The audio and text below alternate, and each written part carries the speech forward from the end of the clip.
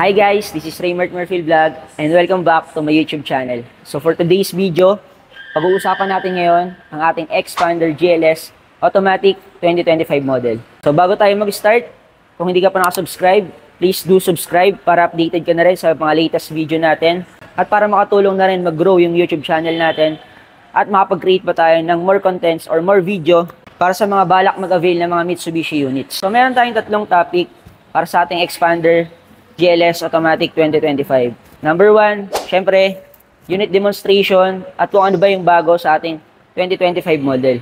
Number 2, new SRP at kung magkano ba siya sa cash, bank PO or company PO. At number 3, ano ba yung latest promo natin in terms of in-house financing? Magkano nga ba yung down payment niya at magkano yung magiging monthly nyo? At syempre, ano ba yung matatanggap nyong exclusive freebies pag nag-avail kayo ng ating Xpander GLS Automatic 2025 model. Pwede kayong mag-comment down below. So yun guys, this GLX variant yung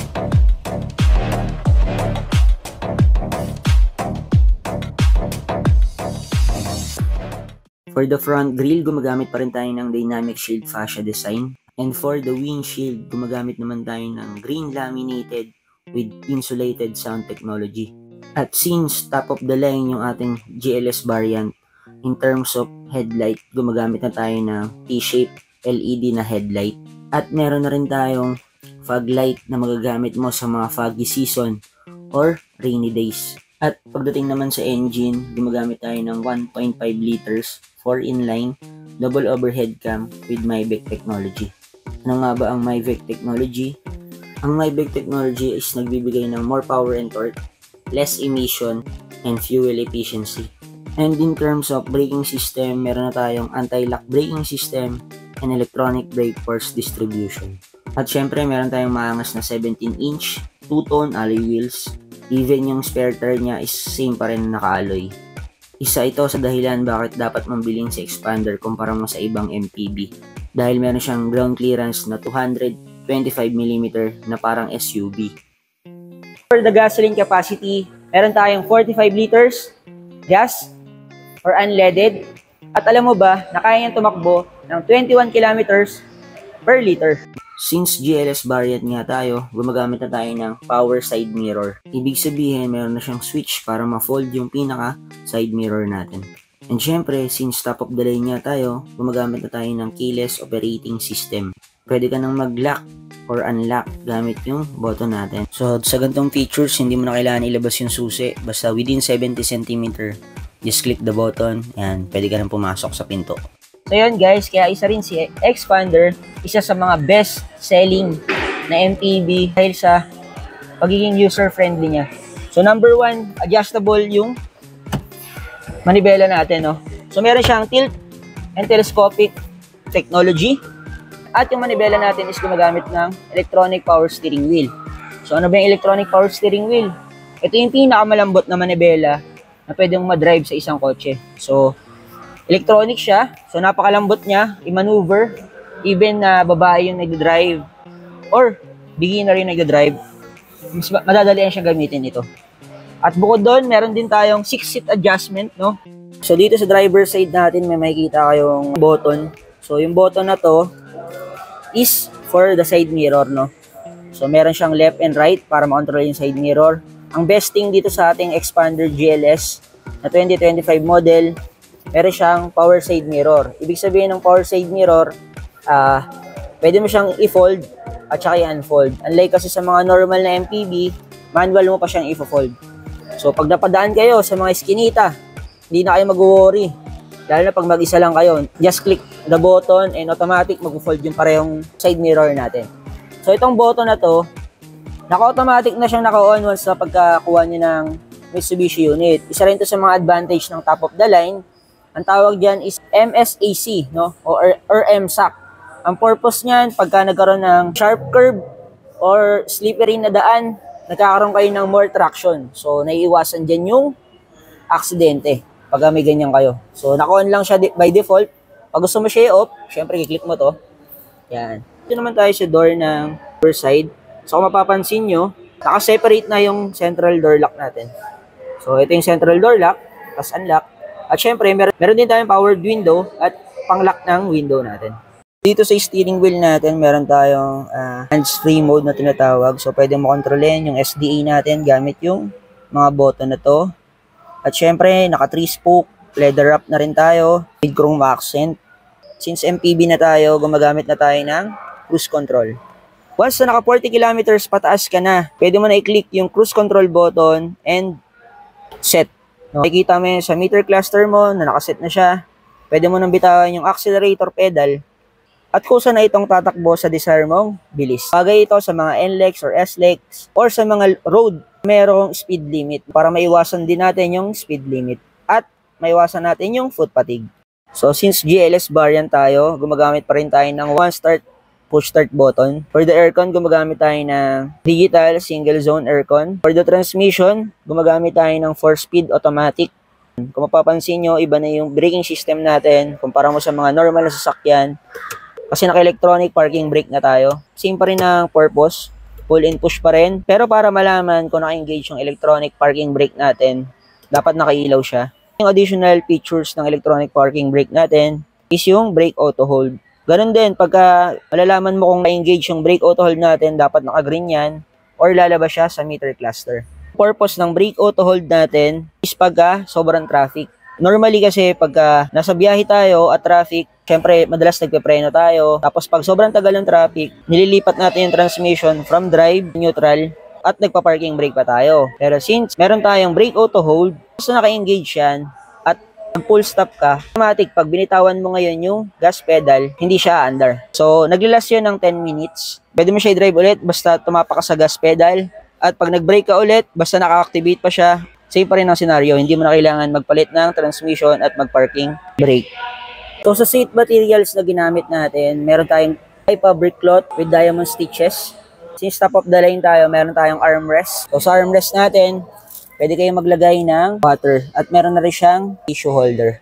At meron siyang 2-cup holder. So, sobrang premium talaga ng ating Xpander GLS. So, isa pala sa nabago sa ating Xpander GLS 2025 model. Actually, itong unit na dinedemo ko is 2024 model siya. Pero sa specific na na-upgrade talaga sa kanya is itong infotainment natin. Kung mapapansin nyo, itong 2024 model, naka 7-inch pa lang siyang infotainment. Tapos, para i-connect or screen mirroring yung cellphone natin dito sa 7-inch na to, kailangan mo ng cord.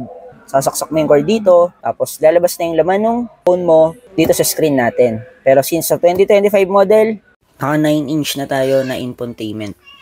Bukod sa mas malaki, mas convenient, pwede mo gamitin ito through wireless screen mirroring.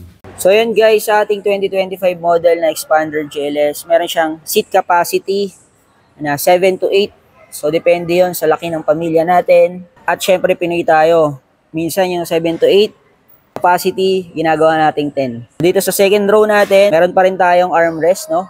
So, kung dalawa lang kayong sasakay dito sa second row, pwede nyo gamitin yung armrest natin. Syempre, may armrest tayo with 2 cup holders. Since top of the lane tayo, meron pa rin tayong saksakan ng charger dito sa may armrest natin sa front passenger. Hindi lang siya basta pang passenger, no? Pwede mo na siyang gamitin sa cargo. Itong mga seats natin, pwede mo siya i-fold na parang bed, no? Pag naka-fold na siya, pwede mo na siyang lagyan ng mga gamit na kailangan mong ikarga. So, para ma-fold siya, meron siyang lever dito sa pinakagilid. Both sides yun, no? Sa kabila rin. So, dito, press mo lang to. Ngayon, kung papasok ko sa likod, iangat mo siya. Pero kung gusto mo ng naka-flatbed para sa mga cargo mo or sa mga isasakay mo dito sa ating Xpander, ipupush mo siya pababa. So, maglalak siya dapat. Then, dito naman sa side natin, meron siyang lever dito sa taas. Ayan, ganito siya i-fold. Yan. So, both sides yan, na-fold, no? So, magiging itsura niya, ganito. So, yan. Ganyan yung magiging itsura niya pag naka-full flat siya. So, pwede kayong magkarga dito ng mga aircon, TV, hindi nyo na kailangan mag-arkil ng L300. At ang the best dito, once na nag-camping kayo, kutso na lang yung kulang, no? Hindi nyo na kailangan mag-tent. Dito naman sa rear side natin, gumagamit pa rin tayo ng fin type na antena, no? So, para maganda yung service dun sa loob or signal natin sa loob. At syempre, gumagamit tayo ng rear spoiler with brake light. Kung papansin nyo rin sa likod natin, meron tayong T-shape na LED na rear light. At syempre, meron tayong turn signal light. Since top of the lane yung unit natin, gumagamit din tayo ng reverse camera. Ito yung pinaka-itsura nung likod natin. No? Mula sa harap hanggang sa likod, napakagwapo talaga ng expander natin. So yun lang guys para sa ating Expander GLS 2025 unit demonstration.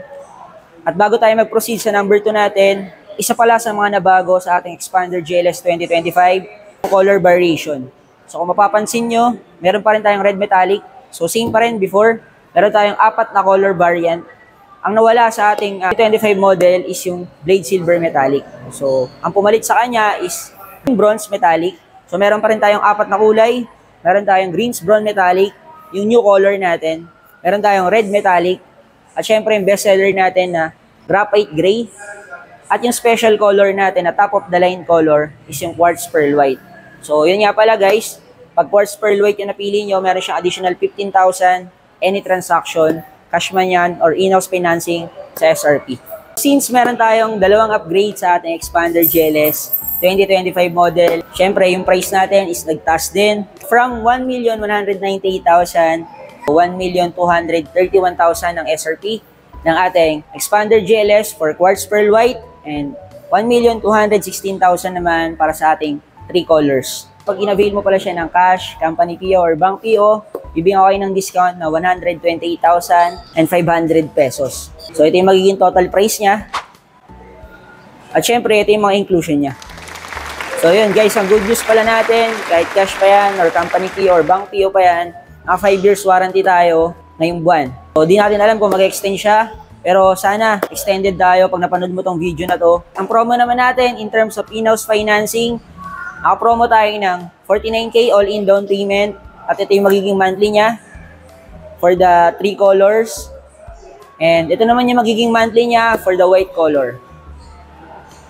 At syempre, since napanood mo tong video na to, meron kang exclusive freebies na makukuha galing sa akin. Kailangan nyo lang i-screenshot to at pakita sa akin na napanood nyo siya. Ito yung mga freebies na makukuha nyo pag nag-avail kayo ng Expander GLS Automatic 2025.